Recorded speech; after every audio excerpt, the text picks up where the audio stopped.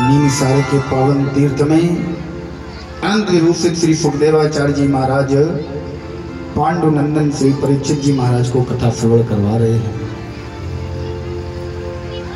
लेकिन एक विशेषता हमें आपके यहाँ और दिखी नहीं है। विशेषता क्या दिखी कि महाराज 7 दिन की कथा हो अथवा 8 दिन की, हर जगह कथा में प्रतिदिन भीड़ भले ही कम हो, लेकिन विराम दिवस पे भीड़ इतनी होती है कि पंडाल छोटा पड़ जाता है। लेकिन यहाँ ठीक उल्टा है महाराज। आज आश्चर्य हो रहा है इस बात का कि रोज पंडाल भरा रहता था और आज पंडाल की हालत देखो, आज विराम दिवस है। बोलो राधे राधे। आइए एक छोटा सा बड़ा सुंदर प्रसंग आता है, दिमाग में आ गया तो सुना देते हैं। उसके बाद बड़ी ही पावन श्री सुदामा चरित्र की कथा हम आप सुनेंगे। श्री परीक्षित जी महाराज से कहते हैं, सुखदेव जी राजन, परमात्मा को पाने के लिए प्रथम दिवस से मैं बता रहा हूं। प्रत्येक कथाओं में कहा जाता है कि महाराज अगर परमात्मा को पाना है ना तो आप कितने बड़े विद्वान हैं ये मैटर नहीं करता। आप कितनी तपस्या करते, कितनी पूजा करते, ये भी मायने नहीं रखता। अरे फिर क्या मायने रखता है? अरे तुम्हारा भाव न जाने कौन से गुण पर दयानिधि रीझ जाते हैं। केवल तुम्हारे अंदर का भाव होना चाहिए, तुम्हारे अंदर प्रभु को पाने के लिए तड़प होनी चाहिए, भाव होनी चाहिए। बड़ा सुंदर एक प्रसंग आता है। बोले अगस्त महात्मा जिनकी हम आप कथा सुन रहे थे ना, जिन्होंने 3 अंजलि में पूरे समुद्र को पी लिया। अगस्त महात्मा जिन्होंने 6 महीने तक भोजन किया। ये ठाकुर जी की सेवा करते हैं और इनके ठाकुर जी पता है कैसे भैया? सालिग्राम देखे आप लोगों ने कैसे होता है? गोल। नेपाल में एक नदी है गंडकी। गंडकी नदी की ये विशेषता है कि आप उस नदी में स्नान करने जाओ, हाथ पर तुलसी दल रख लो केवल, और जैसे ही आप ऐसे हाथ करोगे सालिग्राम भगवान अपने आप आपके हाथ पर प्रकट हो जाएंगे। विश्वास ना हो तो नेपाल चले जाना, गंडकी नदी में स्नान करना, हाथ पर तुलसी दल रखना, आंखें बंद करना, भगवान सालिग्राम जी सरकार स्वयं आपके हाथ पर आ जाएंगे। एक विशेषता होती है सालिग्राम महाराज की, अंदर एक चक्र बना रहता है, उस चक्र में सोना भरा रहता है। आप उसे लेकर बाहर निकलोगे, नेपाल पुलिस वही लगी है, तुरंत आपसे सालिग्राम लेगी, अंदर का सोना निकाल लेगी और आपको दे देगी। आप ले आओ, सोना वहां खजाने में जमा कर लेगी, सालिग्राम आपको दे देगी। अब ऐसे कोई काला पत्थर पकड़ा दे कि ये सालिग्राम है, वो सालिग्राम नहीं है। सालिग्राम की विशेषता है कि अंदर उसमें देखोगे तो एक छिद्र दिखाई देगा, उस छिद्र में चक्र बना है। सालिग्राम की विशेषता है। तो महाराज अगस्त महात्मा सालिग्राम जी की पूजा करते हैं, सालिग्राम जी की सेवा करते हैं। एक दिन आश्रम से कहीं बाहर महात्मा जी को जाना था। इनका एक शिष्य है, एक चेला है जिसका नाम है सुतीक्षण। सुतीक्षण को बुलाया, सुतीक्षण से कहा, बोले बेटा एक काम करो, हम 3 दिन के लिए आश्रम से बाहर जा रहे हैं, क्या तुम 3 दिन हमारे सालिग्राम जी की सेवा कर लोगे? तो इस शिष्य ने, सुतीक्षण ने कह दिया, हाँ ठीक है गुरुजी, आप बाहर जा रहे हो कोई बात नहीं, हम आपके ठाकुर जी की सेवा करेंगे, आपसे सुंदर तरीके से करेंगे, क्या क्या करना है ये बता दो। गुरुजी ने कहा, सुतीक्षण सुबह सुबह स्नान करा देना, सुंदर चंदन वंदन कर देना, सुंदर वस्त्र पहना देना, और जब भी तुम भोजन करो तो भोग लगा दिया करना। और सुतीक्षण ने गुरुजी की बात सुनी, गुरुजी बाहर चले गए। अगले दिन सुबह सुतीक्षण जैसे ही उठा, ठाकुर जी के आसन में देखा, बोले ठाकुर जी विराजे हैं। दौड़ कर गया, स्नान किया, स्नान करके आया, ठाकुर जी को नहलाया, और ठाकुर जी को नहलाकर सुतीक्षण उनमें चंदन लगा रहा था। इसके आश्रम में एक जामुन का पेड़ है, जामुन का। जैसे ही सतीचर चंदन लगा रहा है, नजर चली गई एकदम जामुन के पेड़ की तरफ। काले काले सुंदर मीठे मीठे जामुन लगे हैं। सतीचर ने विचार किया कि आज अगर यही जामुन से ठाकुर जी को भोग लगाया जाए तो कैसा रहे। बोले जामुन तो बहुत अच्छी बात है। बोले जामुन से ठाकुर जी को भोग लगाया जाए, ठाकुर जी के बहाने कुछ जामुन हम भी पा लेंगे। जामुन को देखकर मुंह में पानी आ गया, बड़े सुंदर जामुन लगे। बोले तोड़े कैसे जाए, तोड़ेगा कौन। ठाकुर जी को तिलक लगाकर वहीं रख दिया।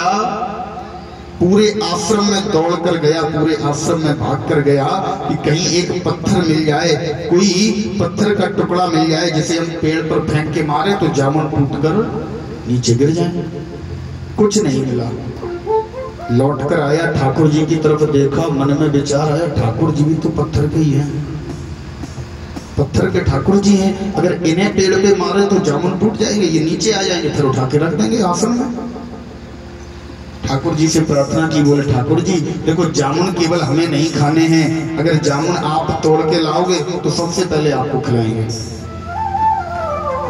तो ठाकुर जी क्या कहें, उठाया इसने शालिग्राम जी को और जोरदार से जैसे ही महाराज पेड़ पर मारा तो जामुन तो नीचे गिर गए, लेकिन ठाकुर जी पता नहीं कहां गए।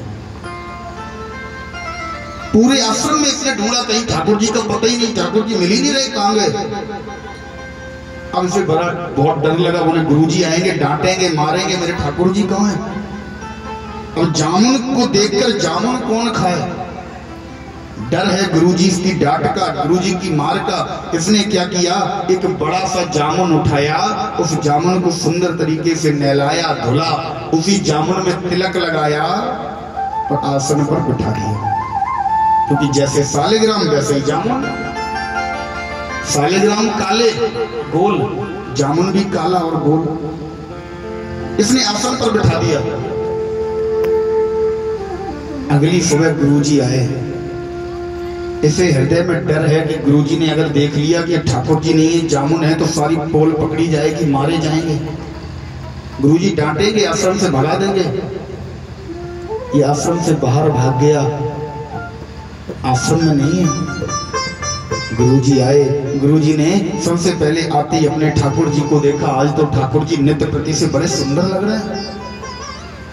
हमें लगता है सतीचर ने बहुत ख्याल रखा है, सतीचर ने बहुत अच्छा अच्छा भोग लगाया ठाकुर जी को। गुरुजी ने सोचा चलो एक काम करें, अब हम आ ही गए हैं तो ठाकुर जी को पुनः स्नान करा दें। एक थाल मंगाई, थाल में ठाकुर जी को रखा, ऊपर से जल डाला, लेकिन चंदन नहीं छूटा।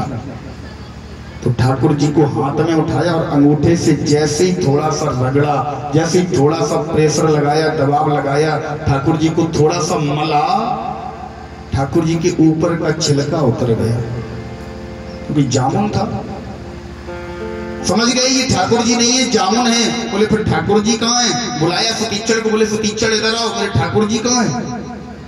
बोले महाराज आपके ठाकुर जी आपके आसन पे बैठे होंगे। बोले आसन पे नहीं है। कहाँ है ठाकुर जी। बोले महाराज हमें नहीं पता, आपके आसन पे बैठे होंगे। बोले सतीचर आसन पर ये जामुन रखा है, ठाकुर जी नहीं है। सतीचर बोला प्रभु ये आपके ठाकुर जी हैं। आप जब गए हो ना तो आपके जाने के बाद, अच्छा आप ये बताओ ठाकुर जी को कितने बार नहलाते थे। बोले एक बार। बोले हमने 4 बार नहलाया। आपने ठाकुर जी को भोग कितनी बार लगाया। बोले 2 बार। हमने 6 बार भोग लगाया।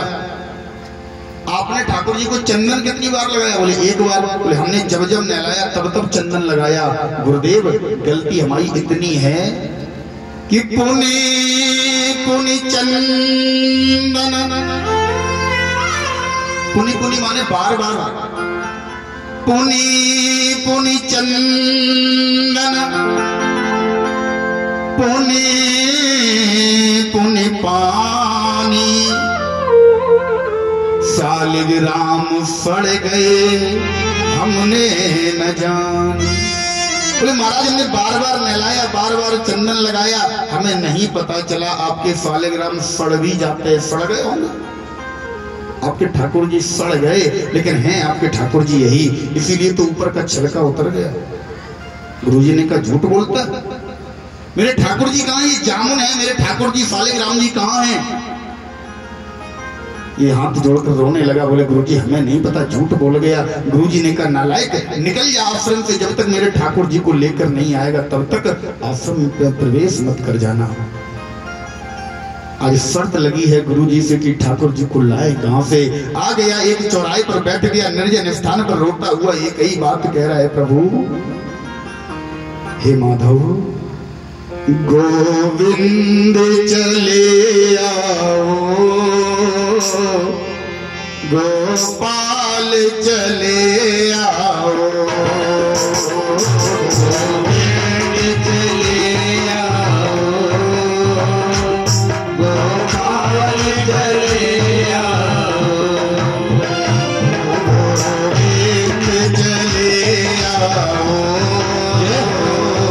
गोपाल चले आओ, गोविंद चले आओ, गोपाल चले आओ। हे मुरलीधर माधव, हे मुरलीधर माधव, नंदलाल चले आओ, हे मुरलीधर माधव, नंदलाल चले आओ।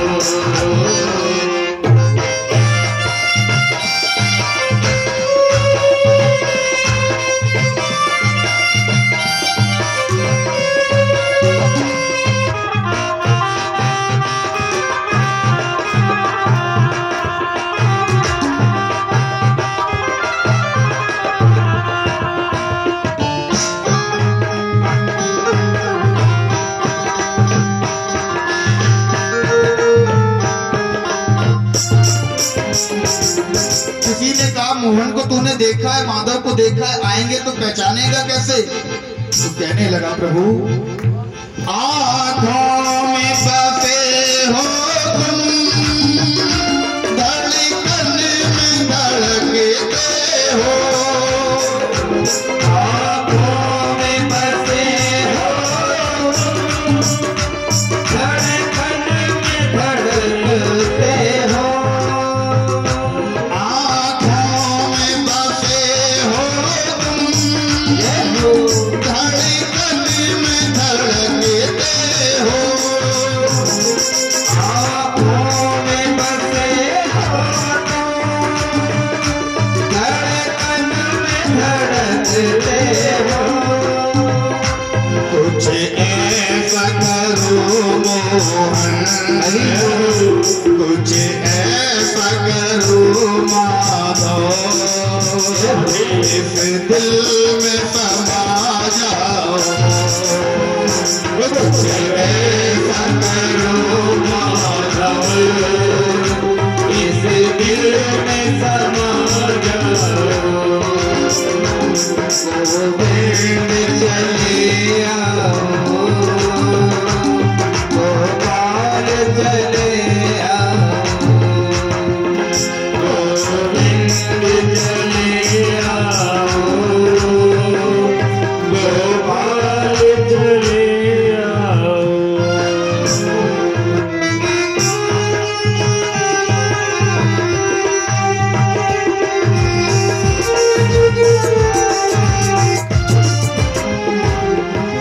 प्रभु मेरे गुरुजी से मेरी शर्त लगी है, यदि तुम नहीं आओगे तो मेरे गुरुजी मुझे आश्रम में प्रवेश नहीं देंगे। प्रभु अब केवल उस शर्त का निभाने का जिम्मा, मुझे आश्रम में पहुंचाने का जिम्मा तुम्हारे हाथ में है। प्रभु एक शर्त जमाने से प्रभु हमने लगा ली है, एक शर्त जमाने से प्रभु हमने लगा ली है, एक शर्त जमाने से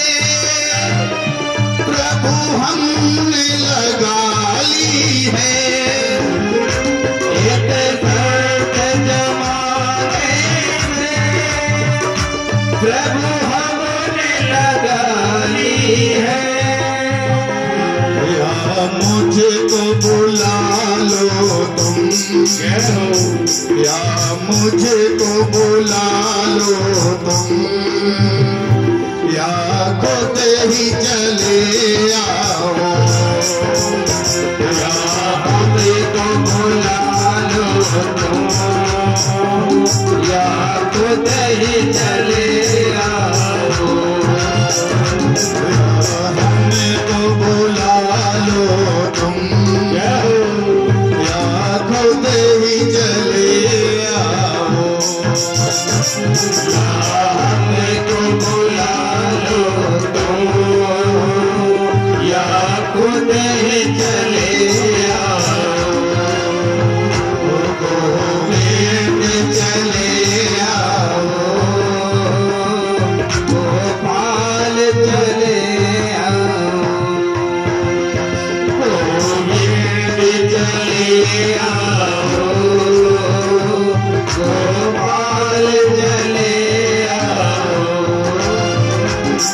गोविंद चले आओ, गोपाल चले आओ, गोविंद चले आओ, गोपाल चले आओ, गोपाल चले आओ, गोपाल चले आओ, नंदलाल चले आओ, नंदलाल चले आओ। महाराज आज ये प्रभु को बुला रहा है, प्रभु इसके पास स्वयं चलकर आए। जैसे ही इसके पास आए ये प्रभु से केवल एक ही बात कहता है, प्रभु मुझे आपके दर्शन नहीं चाहिए थे, मैंने अपने लिए नहीं बुलाया, मुझे से तो केवल गुरु जी ने कहा था मेरे ठाकुर जी को लेकर आना। आज प्रभु को लेकर जैसे ही आश्रम में पहुंचा, गुरु जी से कहा, गुरु जी आपके तो सालिग्राम काले काले पत्थर के थे, मैंने पत्थर के सालिग्राम के स्थान पर देखो आपके लिए मैं साक्षात ठाकुर जी को लेकर आया। जैसे ही ठाकुर जी को गुरु जी के दर्शन करवाए, गुरु जी ठाकुर जी के चरणों में लेट गए, बोले प्रभु आपकी लीला आपकी महिमा अपरंपार है, मैं समझ गया प्रभु। आप ना तो विद्वता देखते हैं, ना भाव देखते हैं, ना कुभाव देखते हैं, ना आप किसी के पूजा को देखते हैं, अनुष्ठान को देखते हैं, आपको तो केवल राम ही केवल प्रेम प्यारा, जानत सोई जो जान निहार। उस परमात्मा को केवल प्रेम चाहिए, केवल वो आपके प्रेम भाव का भूखा है, उसे ना तो आपके धन से मतलब है, ना तन से मतलब है, केवल सुंदर मन से मतलब है। नवम सरल सब विधि छलहीना, उसे केवल सबसे सरल भक्ति उसने बताई है कि सब प्रकार से छलहीन बन जाओ, किसी भी प्रकार का दिमाग तुम्हारे पास ना हो, सुंदर हृदय उसके सामने खोलकर प्रकट कर दो, परमात्मा तुम्हें सहज में मिल जाएगा। उस परमात्मा से तुम रिश्ता बनाओ, वो परमात्मा अपने रिश्ते को हर हद तक निभाने के लिए तैयार है। महाराज वो परमात्मा श्री परीक्षित जी से श्री सुखदेव जी महाराज कहते हैं, राजन ऐसा ही एक बड़ा सुंदर प्रसंग आता है जिसमें परमात्मा ने अपना रिश्ता निभाने के चक्कर में, अपना पद निभाने के चक्कर में महाराज अपने स्वयं के वर्चस्व को नहीं देखा। बड़ा सुंदर एक प्रसंग श्रीमद् भागवत महापुराण की ब्रह्मावस्था की कथा की तरफ लेकर जाता है। कहते हैं श्री सुखदेव जी महाराज, राजन कृष्णस्यासीत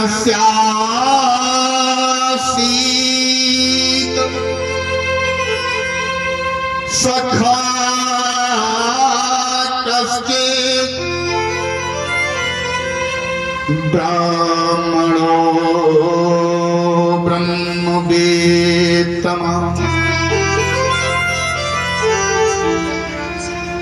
विरक्त इंद्रियार्थेषु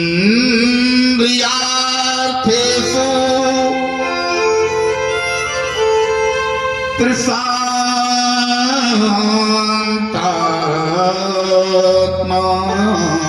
जितेन्द्रिय। बोले महाराज, कृष्ण जी का एक सखा है, माधव का, हमारे कन्हैया का एक सखा है, जिसका नाम स्पष्ट श्रीमद् भागवत महापुराण में नहीं लिया गया। बोले कृष्ण स्यासीत सखा कश्चिद। कश्चिद माने होता है कोई, सखा माने मित्र। कृष्ण स्यासीत, कृष्ण का कोई मित्र है। कौन मित्र है, क्या नाम है, ये स्पष्ट नहीं किया। स्कंद पुराण में, पद्म पुराण में वर्णन आता है कि इनका नाम है सुदामा। एक बात और बताएं, कुछ लोग अज्ञानता बस कह देते हैं कि सुदामा दरिद्र था। सुदामा दरिद्र नहीं थे भैया, गरीब थे लेकिन दरिद्र नहीं थे। गरीब में और दरिद्रता में बहुत बड़ा अंतर है। एक अरबपति व्यक्ति भी दरिद्र हो सकता है। दरिद्र किसे कहते हैं? बोले महाराज कितना भी आए, कितना भी आए, कितना भी आए, लेकिन फिर भी उसे कम लगे, उसके मन में संतोषी ना हो, उसे दरिद्र कहते हैं। वो दरिद्र है, वो कभी आगे नहीं बढ़ सकता, वो कभी अपने समाज में उन्नत कर ही नहीं सकता। और गरीब, बोले अमीर से अमीर व्यक्ति दरिद्र हो सकता है, लेकिन गरीब व्यक्ति दरिद्र हो ये जरूरी नहीं है। धन कितने प्रकार के होते हैं? बोले गो धन, गज धन, बाज धन और रतन धन खान। सारे प्रकार के धन आपके पास भरे पड़े हैं, फिर भी आप दरिद्र हो सकते हैं। ये आपके स्वभाव पर निर्भर करता है। लेकिन जब आवे संतोष धन, सब धन धूरि समान। जब आपके पास संतोष रूपी धन जो परमात्मा ने दिया है, जो हमारे माधव ने दिया है, उसी में संतोष करना जिस दिन सीख जाओगे, उसका धन्यवाद करना सीख जाओगे, आपसे ज्यादा अमीर, आपसे ज्यादा धनाढ्य कोई हो ही नहीं सकता। संतोष रूपी धन आपके पास अवश्य होना चाहिए। सुदामा जी परम संतोषी जीव हैं। लोग कहते हैं कि दरिद्र हैं, दरिद्र नहीं है, भिखारी नहीं है, केवल गरीब हैं। कैसे हैं सुदामा जी? बोले विरक्त इंद्रियार्थेषु, इंद्रियों से विरक्त हैं।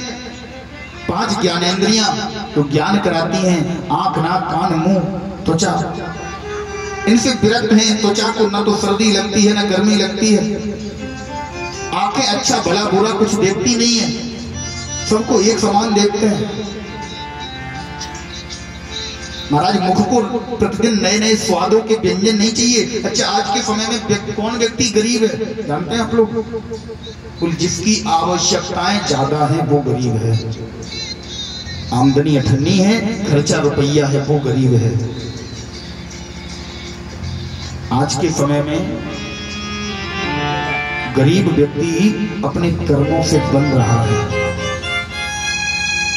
संतोष रखिए, जो परमात्मा ने दिया है उसी में संतोष रहिए। सुदामा जी देखिए क्या है सुदामा?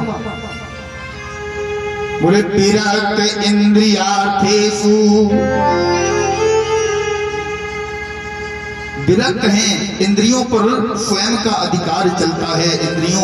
इंद्रियों का अधिकार सुदामा जी पर नहीं है। हमारी आपकी इंद्रियां हमारे हिसाब से काम नहीं करती, हम इंद्रियों के हिसाब से चलते हैं। अगर हमारे मन ने आदेश दे दिया कि आज शाम को हमें ऐसी वस्तु खानी है, तो चाहे जेब में 2 रुपए ना हो, खानी है। यही गरीबी का प्रमुख कारण है।